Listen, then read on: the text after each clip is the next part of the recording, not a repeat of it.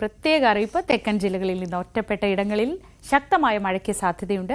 4 ജില്ലകളിൽ യെല്ലോ അലർട്ടാണ് പ്രഖ്യാപിച്ചിട്ടുള്ളത്. തിരുവനന്തപുരം, കൊല്ലം ജില്ലകളിൽ കടലാക്രമണത്തിനും കള്ളക്കടൽ പ്രതിഭാസത്തിനും സാധ്യതയുണ്ടെന്നും കാലാവസ്ഥാ വകുപ്പ് അറിയിച്ചു. ഒപ്പം തമിഴ്നാട്ടിൽ മുഴുവൻ ജില്ലകളിലും മഴ മുന്നറിയിപ്പുണ്ട്. 4 ജില്ലകളിൽ ഓറഞ്ച് അലർട്ടുമുണ്ട്. ഐഷത്തുൽ ഷംന വിവരങ്ങളുമായി. ഷംന, കഴിഞ്ഞ ദിവസം തന്നെ ഈ തരത്തിൽ ഒരു കള്ളക്കടൽ പ്രതിഭാസത്തിന് സാധ്യതയുണ്ട് എന്നൊക്കെ മുന്നറിയിപ്പുണ്ടായിരുന്നു. ഇപ്പോൾ മഴ സാധ്യത കൂടി പറയുന്നുണ്ടല്ലോ. എന്തൊക്കെ മുന്നറിയിപ്പാണ് കാലാവസ്ഥാ നിരീക്ഷണ കേന്ദ്രം നൽകുന്നത്?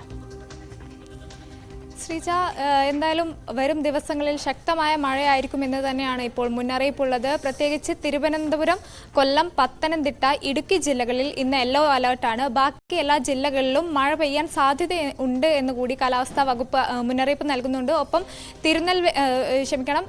തിരുവനന്തപുരം, കൊല്ലം ജില്ലകളിൽ കടലാക്രമണത്തിന് സാധ്യതയുണ്ട്, കള്ളക്കടൽ പ്രതിഭാസത്തിന് സാധ്യതയുണ്ട്. 1 മീറ്ററിലധികം ഉയർന്ന തിരമാലയ്ക്കാണ് പ്രതീക്ഷിക്കുന്നത്. അതുകൊണ്ട് തന്നെ ജാഗ്രത പാലിക്കണമെന്ന് കൂടി മുന്നറിയിപ്പ് നൽകുന്നുണ്ട്. ഇനി തമിഴ്നാട്ടിലേക്ക് പോവുകയാണെങ്കിൽ ശക്തമായ മഴയാണ് തമിഴ്നാട്ടിലുള്ളത്.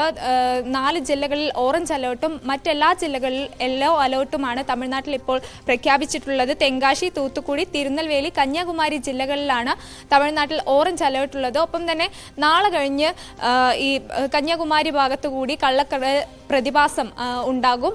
1.3 മീറ്ററോളം ഉയരത്തിൽ തിരമാലകൾ ഉണ്ടാകുമെന്ന് കൂടി മുന്നറിയിപ്പുണ്ട്. എന്തായാലും കനത്ത ചൂടിന് ആശ്വാസമാണെങ്കിൽ പോലും മഴ ശക്തമായി തന്നെ ഇപ്പോൾ ഇതിനോടകം തന്നെ തമിഴ്നാട്ടിലൊക്കെ വലിയ രീതിയിലുള്ള മഴയാണ് പ്രതീക്ഷിക്കുന്നത്. ഒപ്പം നാളെ കഴിഞ്ഞ് വടക്കൻ കേരളത്തിലേക്ക് കൂടി മഴ വ്യാപിക്കുമെന്ന ഒരു മുന്നറിയിപ്പ് കൂടിയുണ്ട്. നാളെ കഴിഞ്ഞാൽ പാലക്കാട്, വയനാട് ജില്ലകൾക്കൊക്കെ യെല്ലോ അലേർട്ട് പ്രഖ്യാപിച്ചിട്ടുണ്ട്. ശ്രീജ, ശരി, ഷംനയാണ് വിവരങ്ങൾ നൽകിയത്. അതേസമയം തന്നെ ശ്രദ്ധിക്കേണ്ട കാര്യം, വടക്കൻ ജില്ലകളിലൊക്കെ നല്ല ചൂടാണ്. അപ്പോൾ ആ ചൂടിനെതിരായ ഒരു പ്രതിരോധവും വേണം. പകൽ സമയം നേരിട്ട് വെയിലേൽക്കുന്നതൊക്കെ പരമാവധി ഒഴിവാക്കണമെന്ന നിർദ്ദേശവും ദുരന്ത നിവാരണ അതോറിറ്റി നൽകുന്നുണ്ട്. അതും മറക്കണ്ട.